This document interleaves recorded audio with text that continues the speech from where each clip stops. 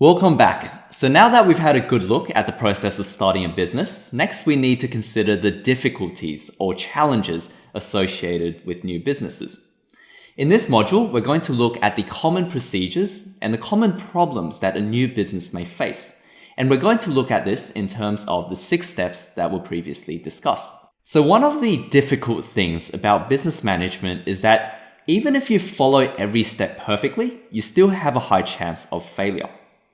What following the steps do, however, is reduce the possibility of failure. So businesses will often fail because of the many problems that already exist before the business even starts.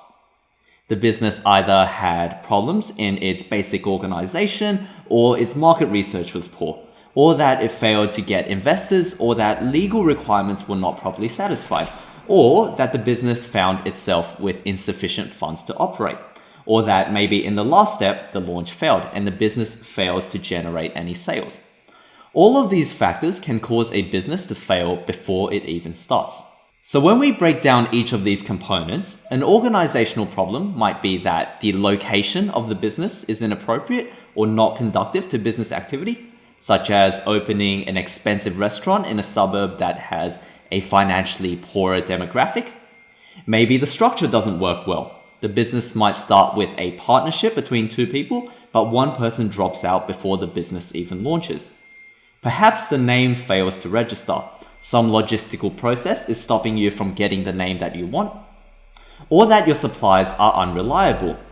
Let's say you open a coffee shop. You are in a remote area and there's no way for you to get a reliable supply of coffee beans in time. And your business is left with no resources to work with. Or perhaps the market research was poor, that the target market wasn't appropriate. For example, you might invent a yo-yo thinking that it's perfect for 16-year-olds when the demographic for yo-yos might lean more towards 12-year-olds. Perhaps the channels of communications were too weak, and so your market research didn't give you proper results. Or perhaps the test was too optimistic. While trying to conduct the launch survey, you actively encourage people to respond positively and asking them to ignore all the problems. And these are all issues that can cause you to fail. What about your business plan? Perhaps your business plan failed to convince. What this means is that your business wasn't well planned enough, and investors, who typically provide the bulk of a new business's money or finance, wasn't convinced to invest in your business. What about your goals? Perhaps your goals were too vague or contradictory. Maybe you start with too many goals and you're trying to accomplish too many things at once while your business is just starting, which is not always feasible. What about the legal requirements? Maybe labor laws weren't addressed, or that the registration process was far too difficult, or that your basic tax obligations were not addressed, and you realize that you have to pay more in corporate or personal business tax than you had first imagined. This causes some kind of disruption to your business. What about finances? Maybe your accounts weren't properly set up. You failed to establish all the cash that you need for the business to start up. Or perhaps raising startup capital was altogether too difficult and it just never happened. Maybe you had a good startup, but because your business wasn't performing well enough, it failed to secure any continued medium to long-term investments, and your business operations failed to provide enough finance to sustain the business, so your business collapsed. What about external factors? If you take into consideration the market, did the launch fail? Maybe the pilot was inconclusive and you set out particular goals that you wanted to meet during the pilot, but you failed to meet these goals? What if the product failed to inspire, meaning customers or consumers who were exposed to your product weren't convinced that it was anything special or worth purchasing at all?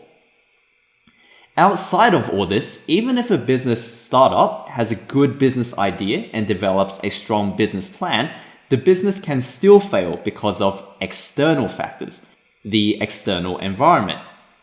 While sometimes failure results from lack of name recognition for the business, other times it can simply come from Outside of all this, even if a startup business has a good business idea and develops a strong business plan, the business can still fail because of external factors, the external environment.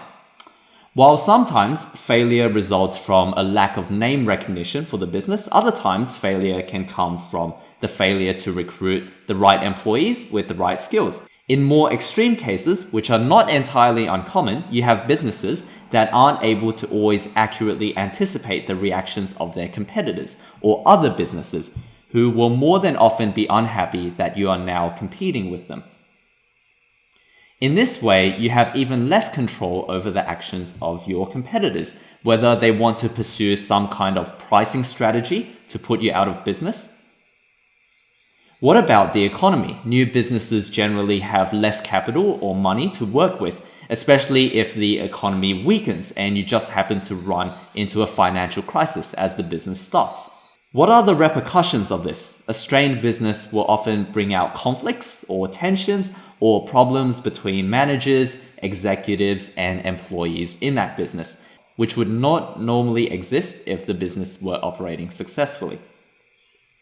So you'll notice that there are many things outside of a business's control that can cause it to fail. The world of business management is a very fascinating one, but at the same time, a very, very brutal one. I hope that was helpful. See you soon.